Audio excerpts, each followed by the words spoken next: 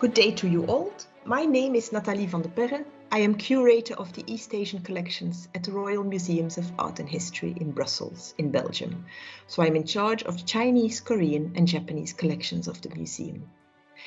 In 2019, our museum decided to apply for the Overseas Korean Cultural Heritage Foundation Conservation Program on Korean art objects.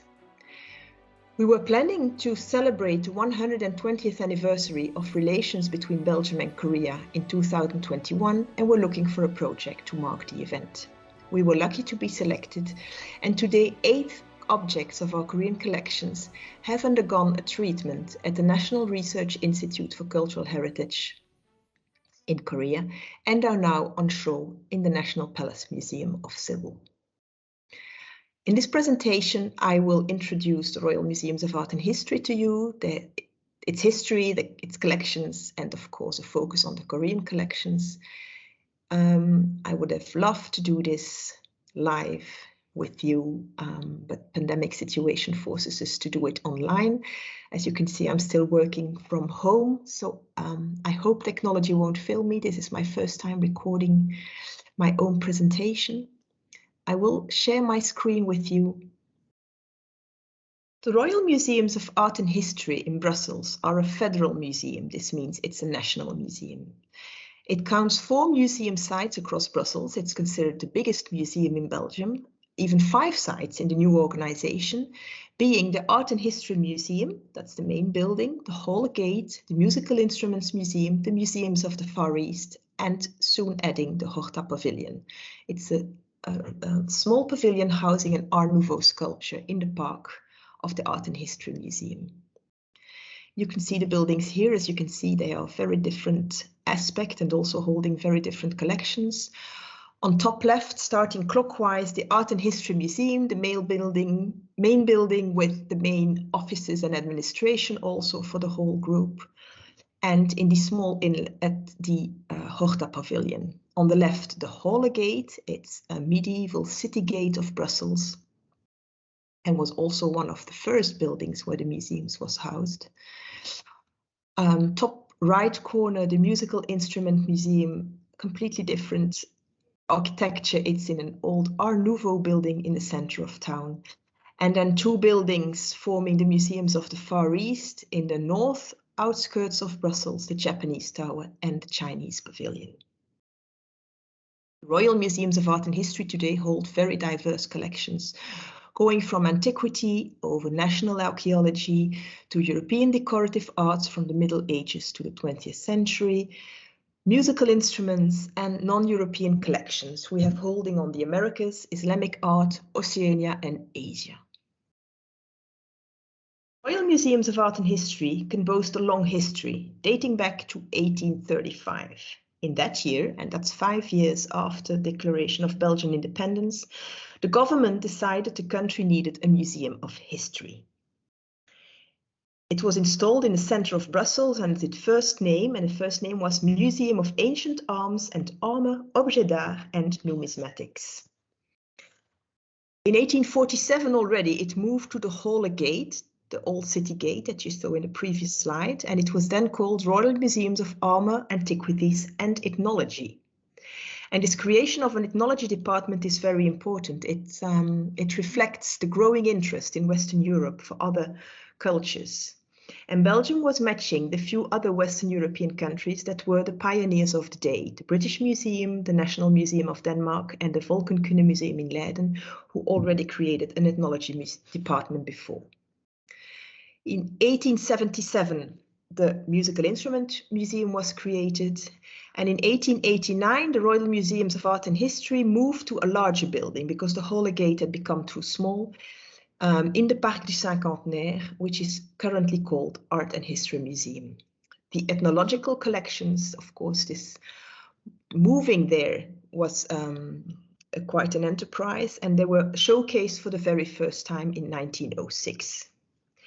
In 1921, the Japanese Tower and the Chinese Pavilion became part of the museum as well.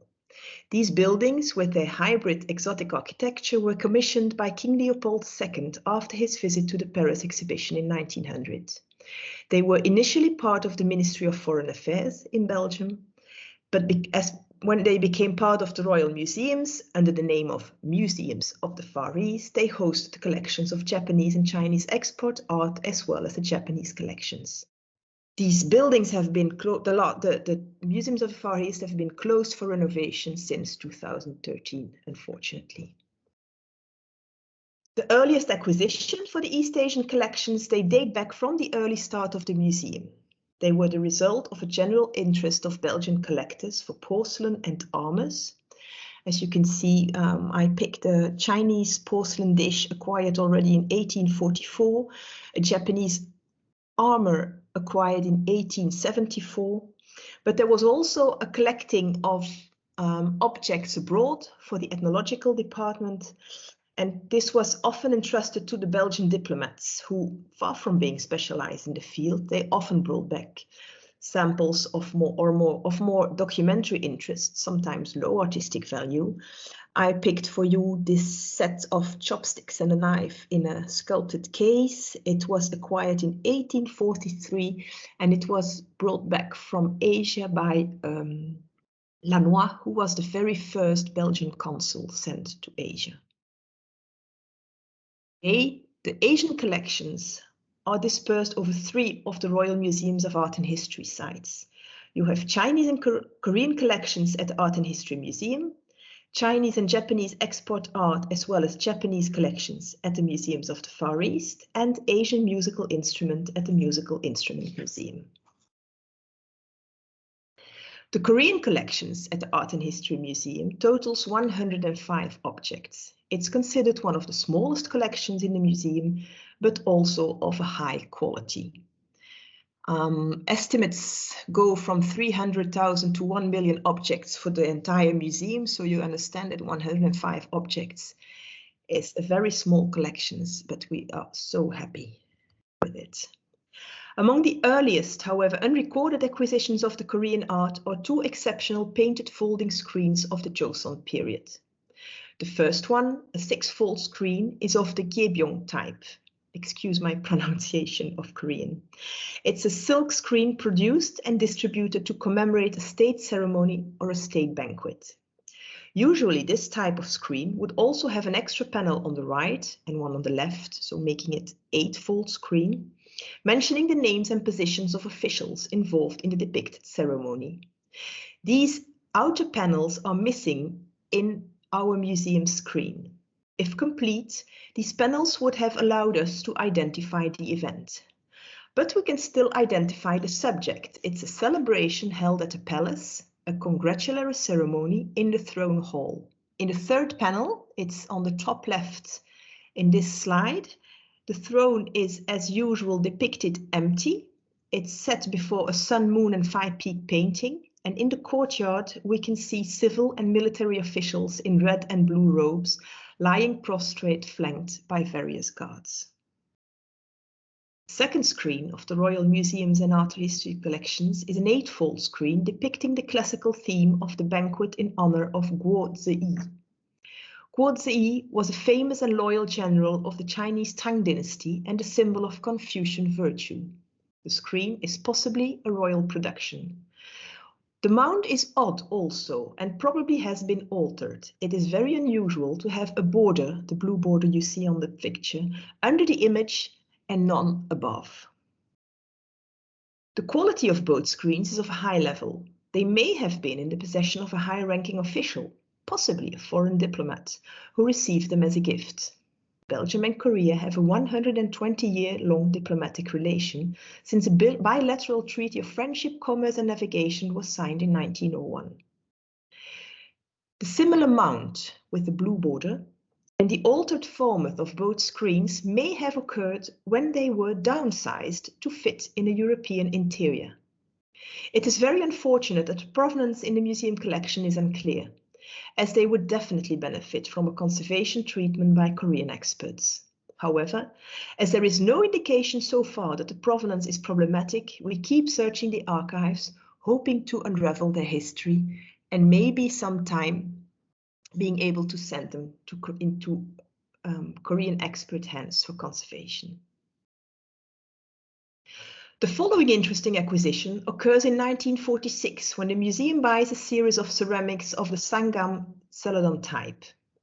All of these ceramics can be traced back to their original owner, Victor Collin de Plancy. He was a French diplomat and art collector who served in Seoul in alternate periods between 1888 and 1906. Part of his Korean art collection forms the core of the Korean holdings at Musée Guimet in Paris today. His personal collection was sold at Drouot sales room in Paris in 1911, and this is probably where the ceramics from our collection found their way into different collectors' hands. 5 objects in this picture are all part of the conservation program that is showcased in the exhibition today. We can follow the trace of the 3 Celadon vases in a French collection in 1927. So I put them in the same order, the pictures today. And on the left side, the publication of 1920-07, they were then attributed to a French collection, Bouas-le-Bel. So probably went from the sale at Drouot to the Bouas-le-Bel collection. You can also see that the 3rd vase, number 1449, was initially without the spout and the handle, and these have been added in Europe in the later restoration treatment. We can also find the large bottle with the flared rim. We find it in another publication of 1946, La Céramique Coréenne by Janine Auboyer, and it was then attributed Collection de Billy. And so in 1946, it ended up in the collections of the Royal Museums of Art and History. Another important acquisition occurs in 1969 when the Royal Museum acquired a series of archaeological objects directly in Seoul, and you can see them on this slide. During a mission in Korea in July 1969, Hubert Durt, who was a Belgian scholar specializing in Korean and Japanese art and Buddhism, he was assigned by the museum to buy Korean archaeological artifacts for the collection. During his stay, he was assisted by the president and the staff of the National Museum of Korea.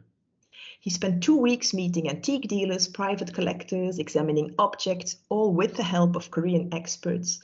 And the museum managed to acquire 8 objects in total. You can see them on this slide. And amongst these objects is the bronze Kundika ewer. It's the objects in the upper left corner of Goryeo dynasty that is also now part of the conservation program in Korea. Also in the conservation program at the National Research Institute in Seoul is a bowl with celadon glaze and clay inlay decoration acquired in 1943 and a tiny needle case with gilded decoration acquired in 1947, both with the same Brussels art dealer. Meanwhile, the Musical Instrument Museum also acquired Korean instruments, mainly thanks to a project with the Korea Foundation in 2010-11 and with the National Gukak Center in Seoul in 2011. Until recently, the Korean holdings of the Royal Museums of Art and History were limited in quality and scope, as they only counted ceramics, archaeological objects and paintings. Therefore, we are very fortunate to have acquired a Korean collection of Marc de Fraye, thanks to the King Baudouin Foundation in 2020. Marc de Fraye is a Belgian photographer who traveled for many years searching for unique encounters with people and places. There's one photograph of his personal artistic work, the B1 Secret Garden in Seoul, which I show you here. His Korean collection is very complementary to the one in the Royal Museums of Art and History because it adds objects from daily life in rural and urban environments.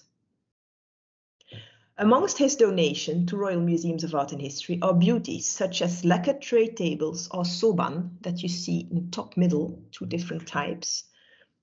Traditional wooden chests, also in the slide. The wooden sculptures of birds that you found found on village entrances, or sodde, I hope I pronounce it correctly, funerary sculptures traditionally placed on a bier or kokdu, top left, and several popular paintings and woodblock prints. Historically, the Korean art and archaeology collection of the Royal Museum of Art and History was showcased in combination with the Chinese galleries in the museums. After our curator was invited to attend a workshop for art curators, I was one of the lucky curators joining the 2001 and 2004 workshop organized by the Korea Foundation. But then we decided the Korean collection should be assigned a separate gallery focusing on Korea's individuality. The current conservation program, as well as the recent acquisition of the De Vrije collection, will help to achieve this goal. In the near future, the Royal Museums of Art and History will cooperate on an exhibition at the Korean Cultural Center in Brussels, showcasing the objects that were part of the conservation project. This exhibition is scheduled at the year-end 21-22 and will be one of the closing events for the celebration of 120 years of friendship between Belgium and Korea. On the long term, the museums are preparing a master plan to renovate and rethink the entire art and history building for 2030 as part of the celebration of Belgium's 200th anniversary. It's a colossal enterprise that will involve a reallocation of galleries, storages, and offices. It is our intention to dedicate a new and specific gallery to the Korean collections within the Asian department. I think the presentation showed you that the history of the Korean collections in our museum reflects long-time relations between Korea and Belgium, with repeated cooperation between the museum and Korean partners. It is our hope that the current cooperation with Overseas Korean Cultural Heritage Foundation and the National Research Institute for Cultural Heritage will continue, and that we will be able to turn to Korean expertise for the future master plan, as we were able to do in the past. The Korean partners in this project, I would like to thank my Belgian partners in this project, the Korean Cultural Center in Brussels, Adrien Carbonnet, professor of the Institute of Leuven, head of Japanese and Korean department, who was with us from the start and who initiated part of this project. And I also want to thank you for your attention.